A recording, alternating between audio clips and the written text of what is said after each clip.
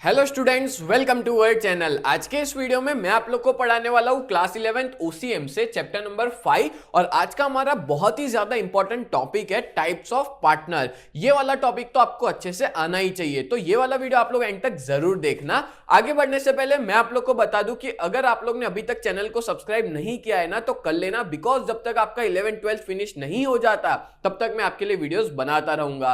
और डिस्क्रिप्शन के अंदर ना एक व्हाट्सएप ग्रुप की लिंक देके रखी है, उस ग्रुप में आप सभी लोग ज्वाइन हो जाओ, जिससे आपको टाइम टू टाइम हर वीडियोस की अपडेट आती जाएगी। एज वेल एज ये जो सारा स्टडी मटेरियल है वो मैं आपको फ्री ऑफ कॉस्ट अवेलेबल करवा दूंगा, उस ग्रुप में सेंड कर दूंगा। तो जल्द से जल्द आप सभी लोग उस ग्रुप में ज्वाइन हो जाओ। तो चलिए शुरुआत करते हैं आज के हमारे इस टॉपिक की, टाइप्स ऑफ पार्टनर्स।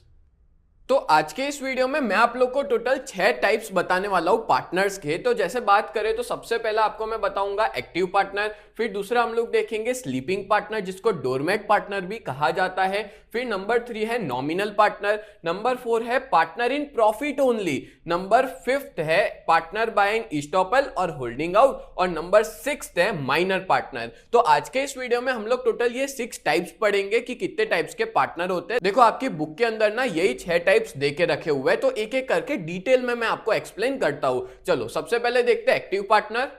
तो मैं आप लोग को एक्टिव पार्टनर के बारे में एक्सप्लेन करता हूं। देखो पहले मैं मेरे हिसाब से एक्सप्लेन कर देता हूं कि एक्टिव पार्टनर वो पार्टनर होता है जो एक्टिवली मैनेजमेंट में पार्ट ले, हर रोज वो बिजनेस में आए, बिजनेस को मैनेज करे, क्या प्रॉफिट हो रहा है क्या लॉस हो रहा है हर एक चीज पे ध्यान दे, और इसकी जो लायबिलिटी होती है ना वो अनलिमिटेड होती है, और इसने भी बिजनेस के अंदर कैपिटल अपना इन्वेस्ट किया होता है, और इसका भी उतना ही रिस्क होता है जितना बाकी के पार्टनर रिस्क लेते हैं। ठीक है, चलो अब हम लोग देखते हैं according to partnership act the person who becomes a partner and takes actively part in the management is called active partner। देखो बहुत इजी है ना, पार्टनरशिप एक्ट के हिसाब से कोई भी ऐसा पर्सन जो पार्टनर है और एक्टिवली पार्ट लेता है मैनेजमेंट के अंदर, उसको ही हम लोग एक्टिव पार्टनर कहते हैं। नंबर सेकंड पॉइंट क्या दिया है, such partner get his agreed share in profit और लॉस, और ये जो भी पार्टनर होता है वो जो काम करता है उसको प्रॉफिट एंड लॉस में हिस्सा मिलता है। And for the activity of the firm he is called an agent of other partner. अब देखो बहुत सी बार क्या होता है, मान लो कि 5 पार्टनर है, ठीक है,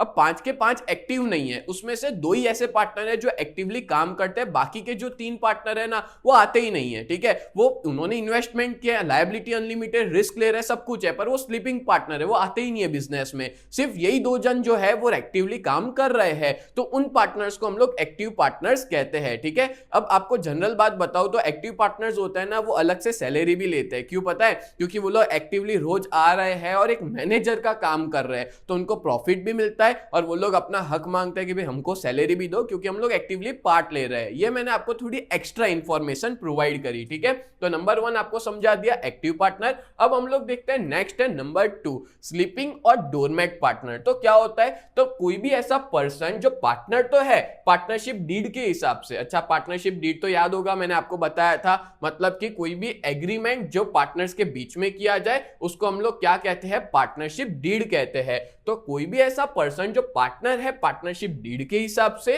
और वो प्रॉफिट एंड लॉस भी बियर कर रहा है, मतलब बिजनेस में जो भी प्रॉफिट होगा लॉस होगा वो उसके लिए लायबल है, but he does not take active part in the management. बस फर्क इतना है कि वो एक्टिव पार्ट नहीं लेगा मैनेजमेंट में। जैसे एग्जांपल देता हूं, मान लो कि मेरे पास कुछ पैसे पड़े हैं, ठीक है, तो मैं चाहता हूं कि मैं उस पैसे को बिजनेस में इन्वेस्ट कर दूं। अब मान लो कि कुछ पार्टनर्स है जिनको पैसों की जरूरत है, ठीक है, तो मैंने उनको पैसा दे दिया, पर मैंने उनको पहले ही बता दिया कि भाई मैं जो रहूंगा वो स्लीपिंग पार्टनर रहूंगा, मैं रेगुलर बिजनेस में नहीं आऊंगा क्योंकि मेरे पास टाइम ही नहीं है। तो मैंने मेरा पैसा उस बिजनेस में इन्वेस्ट भी कर दिया, रिस्क भी ले रहा हूं, मतलब प्रॉफिट एंड लॉस में मेरा हिस्सा भी है, मेरी लायबिलिटी अनलिमिटेड भी है। ठीक है, तो ऐसे पार्टनर को क्या बोलते हैं, डोरमेट और स्लीपिंग पार्टनर। इन शॉर्ट जो एक्टिवली मैनेजमेंट में पार्ट नहीं लेता उन पार्टनर को डोरमेट और स्लीपिंग पार्टनर कहा जाता है। बोलो क्लियर हो गया। आगे बात करें तो he is an inactive partner, भले वो इनएक्टिव पार्टनर रहा पर बाकी पार्टनर्स की तरह इसकी लायबिलिटी भी क्या होगी, अनलिमिटेड होगी। अगर मान लो जो बिजनेस है या फर्म है वो नुकसान कर देती है और कर्जा पे, मतलब कि जो भी डेट था लायबिलिटी थी वो पे करने की बात आती है और बिजनेस में वो पैसा कम पड़ता है, तो स्लीपिंग और डोरमेट पार्टनर की भी जो भी पर्सनल एसेट्स है ना उसको बेच के वो पैसा पे किया जाएगा। बोलो क्लियर हो गया, डन है। तो मैंने आपको समझा दिया स्लीपिंग और डोरमेट पार्टनर। नेक्स्ट आगे बढ़ते हैं नंबर 3 पे। आगे बढ़ने से पहले मैं आप लोग को बहुत इंपॉर्टेंट इंफॉर्मेशन देना चाहता हूं। अगर आप लोग 11 जीएसईबी कॉमर्स में हो और अपनी प्रिपरेशन बहुत ही बढ़िया तरीके से करना चाहते हो ना, तो आप लोग हमारी इस बैच में ज्वाइन हो सकते हो। हमारी बैच का नाम है न्यू बैच, जहां पे हम लोग 4 सब्जेक्ट पढ़ाते हैं, अकाउंट, स्टैटिस्टिक्स, इकोनॉमिक्स और ओसीएम। और इन चारों सब्जेक्ट के आपको लाइव लेक्चर्स भी हम मिल जाएंगे, मतलब मंडे टू सैटरडे हर रोज लाइव लेक्चर्स पढ़ाते हैं, as well as recorded videos भी प्रोवाइड करते हैं। आपको यहाँ पे रेगुलर टेस्ट दे पाओगे, साथ में हैंड रिटन नोट्स मिल जाएंगे, 24/7 डाउट सॉल्यूशन प्रोवाइड किया जाता है। और इस पूरे बैच की प्राइस जो है वो बहुत ही ज्यादा रिजनेबल है, 2999 पूरे साल के लिए, जब तक आपका 11th फिनिश नहीं हो जाएगा तब तक के लिए। और हमारी बहुत ही बढ़िया सी टीम है। मैं आप लोग को इकोनॉमिक्स और ओसीएम पढ़ाऊंगा, कल्पेश सर आपको अकाउंट्स पढ़ाएंगे, हिमल सर आपको स्टैटिस्टिक्स पढ़ाएंगे। और अगर आप लोग इस बैच के बारे में और ज्यादा डिटेल में पता लगाना चाहते हो तो आप लोग हमारी वेबसाइट को विजिट कर सकते हो। हमारी वेबसाइट का नाम है www.ugt.co.in। इस वेबसाइट पे आप लोग विजिट कर सकते हो। एज वेल एज अगर आप लोग ने अभी तक हमारी ऐप को डाउनलोड नहीं किया है तो प्ले स्टोर पे जाकर के यूजीटी नाम से आप सर्च कर सकते हो, प्ले स्टोर पे अवेलेबल है, जाके डाउनलोड कर लीजिए। और अगर आप लोग आईफोन यूजर हो तो ऐप स्टोर के ऊपर माई इंस्टीट्यूट के नाम से अवेलेबल है, आप वहां पे जाकर के भी डाउनलोड कर सकते हैं। और उसका ORG कोड है VUGKX, उसका ORG कोड है, ठीक है। और अगर आप लोग हमारा कांटेक्ट करना चाहते हो, अपने पेरेंट्स की बात करवाना चाहते हो, तो हमारा कांटेक्ट नंबर है 7202012221। ये हमारे ऑफिस का कांटेक्ट नंबर है, इस पे आप लोग कांटेक्ट कर सकते हो। सच बता रहा हूं, इस बैच में अगर आप ज्वाइन हो जाते हो ना तो आपका बहुत ही बढ़िया रिजल्ट आएगा। अभी तक बहुत सारे ऐसे बच्चे हैं जो इस बैच में जुड़ चुके हैं, और बहुत से ऐसे भी बच्चे हैं जो ऑफलाइन में भी ट्यूशन जाते हैं और अपने बैकअप के लिए वो लोग हमारी इस बैच में जुड़े हुए हैं, और जिनका रिजल्ट भी बहुत अच्छा खासा आ रहा है। तो जल्द से जल्द आप लोग हमारी इस बैच में जुड़ जाइए, जिसमें आपका ही फायदा है। चलो आगे बढ़ते हैं नेक्स्ट टॉपिक पे। तो नंबर 3 देके रखा है नॉमिनल पार्टनर। तो नॉमिनल पार्टनर क्या होता है वो हम लोग देखते हैं। For quick growth of new establishing firm, मतलब कोई भी नई एस्टेब्लिशिंग फर्म है जिसको तुरंत मतलब फटाफट ग्रो करना है मार्केट के अंदर, and to stay alive in tough competition. और मार्केट में जो कंपटीशन है उसमें एकदम स्टैंड लेना है, मतलब नई नई फर्म है तो सीधी सी बात है पहले सर्वाइव करना पड़ता है, पर उसको बहुत जल्दी आगे बढ़ना है उस फर्म को। तो वो लोग क्या करते हैं पता है, कोई वेल नोन पर्सन को अलाउ करते हैं कि उसका नाम यूज करे उस बिजनेस में, जिससे उनका बिजनेस फटाफट आगे बढ़े। तो जो नया पर्सन होगा जो कि वेल नोन पर्सन है, जो नामचीन पर्सन है, तो उसको हम लोग क्या कहेंगे, नॉमिनल पार्टनर कहेंगे। जैसे फॉर एग्जांपल मान लो कि मैंने कोई नया बिजनेस स्टार्ट किया, ठीक है, अब मेरे को बहुत जल्दी आगे बढ़ना है, मैं क्या करूंगा पता है, मैं सलमान खान को बोल दूंगा कि सलमान खान भाई आप ऐसा करो, मेरे बिजनेस के पार्टनर बन जाओ, ठीक है। तो उसी को ही बोलते हैं नॉमिनल पार्टनर। अब यहां पे पता है इंटरेस्टिंग बात यह है कि यहां पे जो नॉमिनल पार्टनर होता है ना ही वो कैपिटल लाता है बिजनेस में, ठीक है, बस ना ही उसका हम कह सकते हैं कि ना ही वो बिजनेस के अंदर कैपिटल लाता है, ना ही हम ऐसा कह सकते हैं कि वो एक्टिवली पार्ट लेगा मैनेजमेंट में, प्रॉफिट एंड लॉस में भी इसका कोई हिस्सा नहीं होगा, ठीक है। बस हम लोग उसका नाम यूज कर रहे हैं, ठीक है, कि वो हमारे बिजनेस का पार्टनर है, और इसी पार्टनर को हम लोग क्या कहते हैं, नॉमिनल पार्टनर कहते हैं। बोलो क्लियर हो गया। तो मैं उसके नाम का गुडविल यूज कर रहा हूं, उसकी रेप्यूटेशन को यूज कर रहा हूं, जिससे बिजनेस जो है वो फटाफट आगे बढ़ सके। आगे देके रखा है he only allow his name to be used in the firm, मतलब फर्म के अंदर उसका सिर्फ और सिर्फ नाम ही यूज करना है हमको, और कुछ नहीं करना है, ठीक है। And so the goodwill of the firm increases, जिससे हमारे बिजनेस की रेप्यूटेशन जो है वो क्या हो जाए, बढ़ जाए। सीधी सी बात है, मैं सलमान खान को ला रहा हूं तो एक बार वो आएगा भी खरी शॉप पे, या तो मान लो जो बिजनेस है उसमें आएगा, पब्लिक आएगी, मेरा मार्केटिंग होगा, बहुत से लोग को पता चलेगा कि सलमान खान इस बिजनेस का पार्टनर है, चलो इसके गुड्स हम लोग खरीदते हैं, ठीक है। तो ऐसा हम कह सकते हैं कि बहुत जल्दी से हम लोग आगे बढ़ सकते हैं। But his liability like other partners remains unlimited, but उसकी जो लायबिलिटी होगी ना वो अनलिमिटेड होगी, क्योंकि दुनिया की नजर में तो वो पार्टनर है, ठीक है। हमको पता है कि हमने खाली उसका नाम यूज किया है, पर दुनिया की नजर में तो वो पार्टनर है। तो अगर मान लो कि मैं अगर मेरे कर्जे पे नहीं कर सकता, तो जो क्रेडिटर्स है जिनको पैसा पे करना है वो सलमान खान को भी पकड़ सकते हैं कि उनकी भी पर्सनल प्रॉपर्टी बेच के वो पैसा क्लेम कर सकते हैं। तो ये खराब चीज है, खराब मतलब लिमिटेशन है इसका, कि इसमें जो लायबिलिटी होगी ना वो कैसी होगी, अनलिमिटेड होगी। बोलो क्लियर हो गया? तो यही मैंने आपको समझा दिया नॉमिनल पार्टनर के बारे में। नंबर 4 है partner in profit only. Partner in profit only मतलब क्या होता है कि बहुत सी बार एक ऐसा पर्सन जो हमारे बिजनेस में पार्टनर बनता है, हम लोग उसका एडवांटेज लेते हैं। कैसा एडवांटेज? उसके पास ना स्पेशल स्किल होती है। बहुत सी बार ऐसा होता है कि कुछ लोग हैं जिनके पास बहुत जबरदस्त टैलेंट है, उनके पास स्पेशल स्किल है, उनके पास अच्छा खासा नॉलेज है, उनके पास अच्छा खासा एक्सपीरियंस है। तो ऐसे पर्सन को हम लोग लॉस में हिस्सा नहीं देंगे, हम उसको सिर्फ और सिर्फ प्रॉफिट में हिस्सा देंगे। और जरूरी नहीं है कि वो बिजनेस में पैसा इन्वेस्ट करे, बहुत सी बार वो पैसा ला भी सकता है ना भी लाए, बस हम लोग उसकी स्पेशल स्किल का यूज करते हैं जिससे बिजनेस क्या हो सके, आगे बढ़ सके। जैसे फॉर एग्जांपल मैं आपको देता हूं, जैसे मान लो कि मैं एक मोबाइल फोन बनाने की कंपनी शुरू कर रहा हूं, ठीक है, एज अ पार्टनरशिप की तरह मैं शुरू करना चाहता हूं। तो मैं ना अमन गुप्ता, आपको पता ही है जो बोट कंपनी है उसका ओनर है अमन गुप्ता, मैं उसको पार्टनर इन प्रॉफिट ओनली रखूंगा क्योंकि मेरे को उसके एक्सपर्टीज की जरूरत है, मेरे को उसके नॉलेज की, क्योंकि वो इसी फील्ड में वो सालों से काम कर रहा है। तो मैं क्या करूंगा, उसको पार्टनर इन प्रॉफिट रखूंगा, ना ही उसको कैपिटल इन्वेस्ट करना है, कुछ भी नहीं,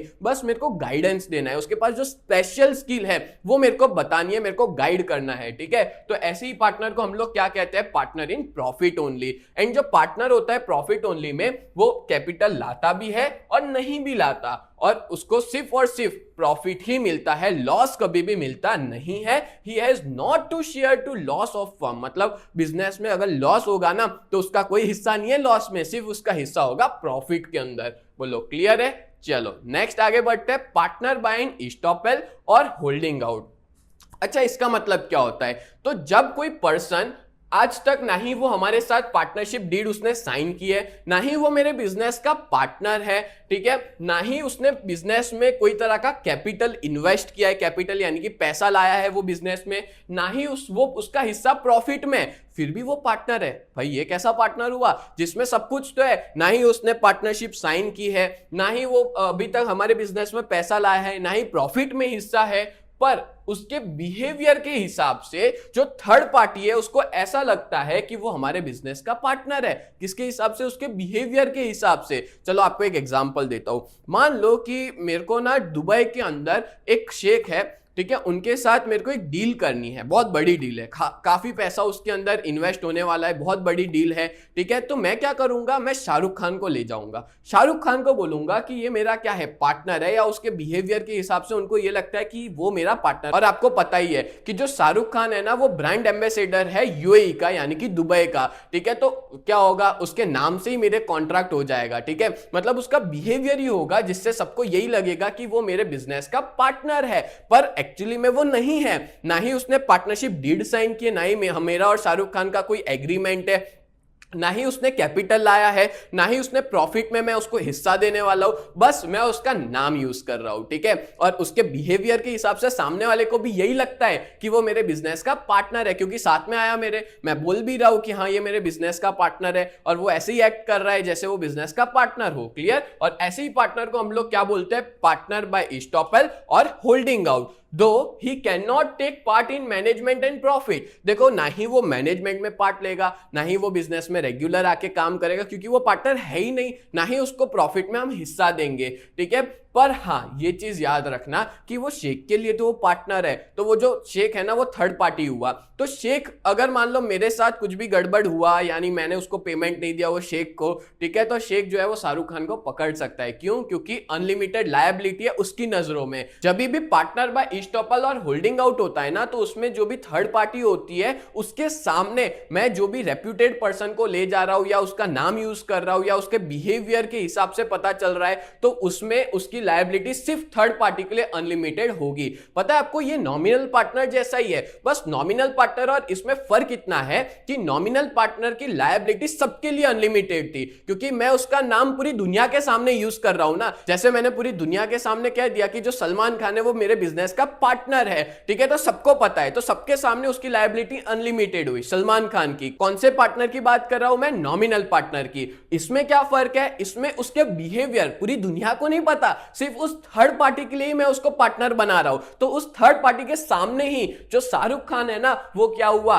वो हुआ पार्टनर बाय ईस्टॉपल और होल्डिंग आउट। बोलो clear. And as third party does business with the firm, वो मेरे साथ बिजनेस कर रही है, वो जो शेख है दुबई का वो मेरे साथ बिजनेस कर रहा है, जिसकी वजह से मैं यहां पे शाहरुख खान की क्रेडिट का यूज कर रहा हूं, उसका नाम का यूज कर रहा हूं, तो उसके सामने जो लायबिलिटी है शाहरुख खान की वो अनलिमिटेड रहेगी। मैं पेमेंट नहीं करूंगा पैसों का, तो वो शेख जो है वो शाहरुख खान को पकड़ेगा कि भाई ये पेमेंट नहीं करा, अब तुमको करना पड़ेगा। बोलो क्लियर हुआ। तो इसको ही बोलते हैं पार्टनर बाय ईस्टॉपल और होल्डिंग आउट। डन। चलो नेक्स्ट है number 6 minor partner. Minor partner क्या होता है, तो पार्टनरशिप एक्ट के हिसाब से सिर्फ और सिर्फ एडल्ट पर्सन ही पार्टनर बन सकता है, यानी कि पार्टनरशिप डीड में सिर्फ और सिर्फ एडल्ट यानी कि 18 साल से ऊपर की जो एज वाले होते हैं ना, वही पार्टनर बन सकते हैं। तो यहां पे माइनर पार्टनर कैसे बन सकता है, तो वो मैं आपको समझाता हूं। Therefore only an adult person become a partner. तो लीगली देखने जाए तो सिर्फ एडल्ट पर्सन ही पार्टनर बन सकता है, माइनर पार्टनर नहीं बन सकता। ठीक है। अब माइनर पार्टनर कैसे बनाया जाता है, ये वाला क्वेश्चन ना आपकी बुक के अंदर 2 मार्क्स के अंदर देके रखा हुआ है कि how minor can become a partner. तो मैं समझाता हूं। अगर मान लो कि कोई एक्चुअल पार्टनर है जो मेजर है, 18 साल से ऊपर की एज का है, वो मर गया, ठीक है, तो उसका एक छोटा बच्चा है जो माइनर है, जिसकी उम्र 18 साल से छोटी है, तो वो माइनर पार्टनर बन सकता है। किस केस में, जब हमारा एक्चुअल पार्टनर मर गया, एक्चुअल पार्टनर की डेथ हो गई, तब जाके। Clear. And the minor partner has no liability to pay the debt of the firm. और जो माइनर पार्टनर होता है ना, उसकी कोई भी लायबिलिटी नहीं होती कि जो फर्म है उसका कर्जा पे करे, बस उसका हिस्सा प्रॉफिट में ही होता है, ये समझ लो। और कोई भी क्रेडिटर जो है वो माइनर पार्टनर की पर्सनल प्रॉपर्टी को हाथ भी नहीं लगा सकता, क्योंकि उसकी लायबिलिटी यहां पे अनलिमिटेड नहीं है, मतलब इसकी लायबिलिटी है ही नहीं, ऐसा समझ लो। ना ही उसको कोई भी कर्जा होता है, नुकसान होता है तो उसको पे करना है, बस इसका हिस्सा ना प्रॉफिट में होता है। और हम ऐसा कह सकते हैं कि ये पार्टनर की कोई भी पर्सनल प्रॉपर्टी क्लेम नहीं कर सकता। When he becomes an adult, अब मान लो कि उसकी उम्र बढ़ गई, अब उसकी उम्र 18 साल से ऊपर हो गई, ठीक है, तो इफ ही डिजायर, अगर वो चाहता है तो वो बाकी पार्टनर्स की तरह नॉर्मल पार्टनर बन सकता है या एक्टिव पार्टनर बन सकता है। क्लियर। पर उसके लिए ना नोटिस देनी पड़ती है सबको कि हाँ भाई वो अब माइनर नहीं रहा है, अब वो मेजर पार्टनर बन चुका है। बोलो क्लियर हुआ। तो इस तरह से मैंने आपको टोटल 6 टाइप समझाए टाइप्स ऑफ पार्टनर के। तो उम्मीद करता हूं आपको ये 6 के 6 टाइप बहुत अच्छे से समझ में आ गए होंगे। तो ऐसी वीडियोस देखने के लिए आप लोग हमारे चैनल को सब्सक्राइब करें। तो मिलते हैं नेक्स्ट वीडियो में, तब तक के लिए bye and thank you so much.